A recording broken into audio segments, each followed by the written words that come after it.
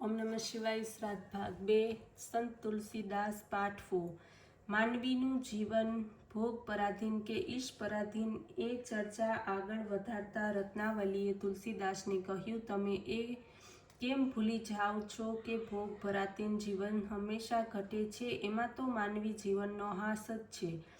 ભોગ પરાધીનતામાં ભોગ વસ્તુ પણ ખલાસ થઈ જાય છે અને ભોગવનાર પણ ખલાસ થાય છે. ભોગ વસ્તુ ખલાસ થશે પણ એક યા બીજી રૂપે ભોગો રહેવાના જ, પરંતુ તેને ભોગતા ભોગવનાર તો ખલાસ જ થવાનો.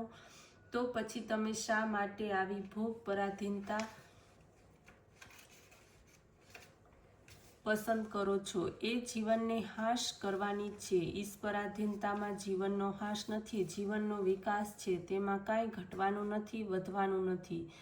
ભર્તૃહરિએ પણ ભોગાધીન જીવનની નિંદા કરીને કહ્યું છે, ભોગાન મુક્તા વયમેવ ભુક્તા તપો ન તપ્ય વયમેવ તપ્તા કાલો ન યાતો વયમેવ યાતા તૃષ્ણા ન જીર્ણા વયમે જીર્ણા.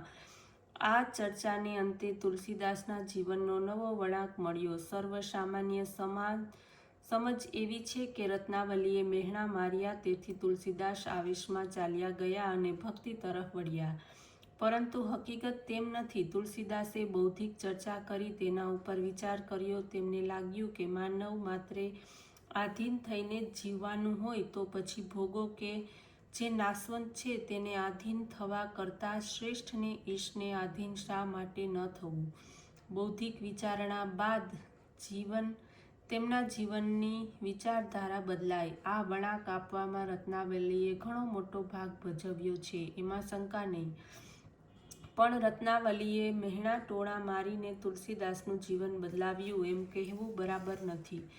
તુલસીદાસે ગૃહ ત્યાગ કર્યો અને ગંગા કિનારે આવી પર્ણકુટીરમાં રહેવા લાગ્યા. તપસ્વીનું જીવન જીવવા લાગ્યા. રોજ સવારે ચિત્ત એકાગ્ર કરી જીવન વિકાસ કરતા તેમણે એક સૂચાયેલો ગોટલો વાળ્યો હતો. રોજ સવારે જંગલેથી પાછા ફરતા તેને પાણી પાતા તેમનો આ નિયમ બની ગયો. શ્રદ્ધાથી સૂચાયેલા ગોટલાને પાણી પાતા 12 વર્ષ વીતી ગયા અને એ ગોટલાને સ્થાને એક સુંદર ઘટાદાર વૃક્ષ તૈયાર થયું. એકાગ્રતા, પ્રભુ શક્તિ અને ભગવદ નિષ્ઠાના પરિણામે તુલસીદાસનું જીવન પણ વૃક્ષની જેમ ફૂલ્યું અને ફાલ્યું. તેમનું જીવન નિર્દોષ તો હતું જ, તેમાં તેજસ્વીતા, ભક્તિનું સામર્થ્ય નિર્માણ થયું. રોજના નિયમ મુજબ તુલસીદાસ એક દિવસ ઝાડને પાણી પાતા હતા, ત્યાં એક પિચાસ આવ્યો. તેણે કહ્યું, તારી આ એક નિષ્ઠાથી હું પ્રસન્ન થયો છું. બોલ, તને શું આપું? ભાઈ, તું મારા ઉપયોગમાં આવવાનો નથી. મારે જોઈએ છે કે તારી પાસે નથી. પણ કહે તો ખરો કે તારે શું જોઈએ છે? મારે તો રામ જોઈએ છે. મારે રામના દર્શન કરવા છે. તું કરાવી શકીશ? અરે, મારી પાસે વળી રામની વાત ક્યાં કરી? એ કંઈ મારું કામ નથી. હા, હું તને રામ મેળવવાનો રસ્તો દેખાડું.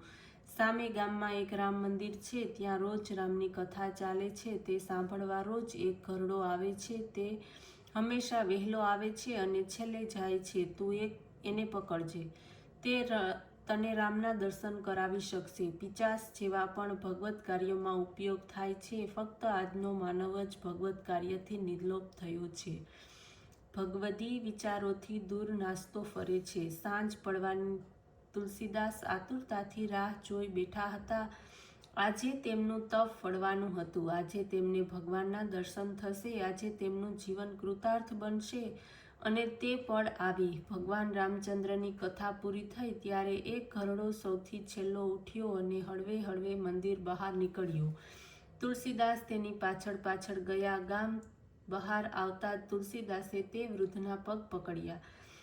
તેમણે ગદગદ કંઠે કહ્યું, પ્રભુ, મને ભગવાન રામચંદ્રના દર્શન કરાવો. મારી આંખો તેમના દર્શન માટે તરસે છે. પણ તું મારા પગ શા માટે પકડે છે? ભગવાન, આ આખી સૃષ્ટિમાં એકમાત્ર તમે જ પ્રભુ રામના દર્શન કરાવી શકશો. તેથી તો તમારી પાસે આવ્યો છું. તુલસીદાસ, ઊઠ, ઊભો થા, કહીને તે વૃદ્ધે તુલસીદાસને ઊભા કર્યા. એક વાત હંમેશા યાદ રાખજે કે જે ભગવાન સિવાય કોઈની સામે નમતો નથી, તે જ ભગવાનને ગમે છે.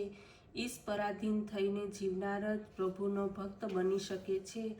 તું ચિત્ત ચિત્રકૂટના ઘાટ ઉપર બેસજે, તને ત્યાં પ્રભુ રામચંદ્રના દર્શન થશે. બીજા દિવસે વૃદ્ધે કહ્યા મુજબ તુલસીદાસ ગંગા કિનારે આવી બેઠા, પરંતુ પ્રભુ રામના તેમને દર્શન થયા નહીં. પ્રભુ રામ આવીને ચાલ્યા ગયા. તુલસીદાસે ચંદન ઘસ્યું, ભગવાનને તિલક કર્યું, પણ પ્રભુની ઓળખ ન પડી. ઓમ નમઃ શિવાય.